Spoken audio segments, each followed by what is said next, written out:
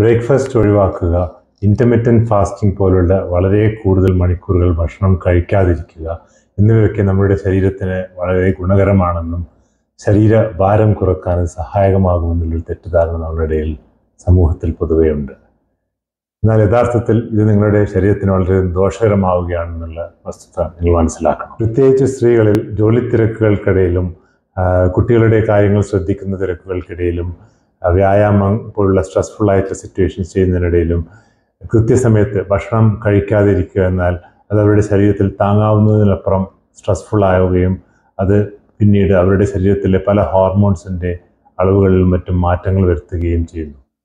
അതുകൊണ്ട് കൃത്യസമയത്ത് ഭക്ഷണം കഴിക്കുകയും ആ കഴിക്കുന്ന ഭക്ഷണത്തിൻ്റെ അളവിലും കാലറി കണ്ടൻറ്റിലും കൂടുതൽ ശ്രദ്ധ കൊടുക്കുന്നതായിരിക്കും എപ്പോഴും നല്ലത്. അപ്പോൾ നിങ്ങൾ ചോദിക്കും, അപ്പോൾ നിങ്ങൾ ബ്രേക്ക്ഫാസ്റ്റ് എങ്ങനെ കഴിക്കണമെന്നുള്ളത്. ബ്രേക്ക്ഫാസ്റ്റ് ദിവസത്തെ ആദ്യത്തെ ഭക്ഷണമായതുകൊണ്ട് പ്രോട്ടീൻ കൂടുതൽ അടങ്ങിയ ഭക്ഷണമായിരിക്കും ഏറ്റവും നല്ലത്.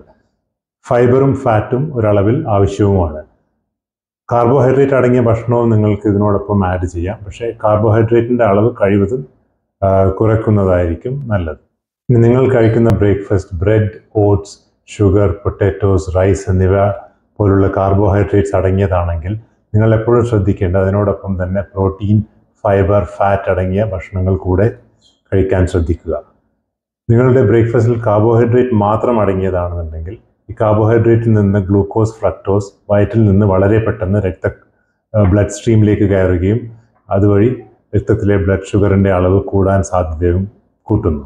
എന്നാൽ ഈ കാർബോഹൈഡ്രേറ്റ് അടങ്ങിയ ഭക്ഷണത്തോടൊപ്പം നിങ്ങൾ പ്രോട്ടീൻ, ഫാറ്റ്, ഫൈബർ അടങ്ങിയ ഭക്ഷണം കൂടി കഴിക്കുകയാണെങ്കിൽ അത് ഈ കാർബോഹൈഡ്രേറ്റ് ഭക്ഷണത്തെ കോട്ട് ചെയ്യുകയും ഇതിൽ നിന്ന് ഉള്ള ഗ്ലൂക്കോസിൻ്റെ റിലീസ് വളരെ സ്ലോ ആക്കുകയും അതുവഴി ബ്ലഡ് ഷുഗർ കൂടുന്നത് കുറക്കാൻ സഹായിക്കുകയും ചെയ്യുന്നു.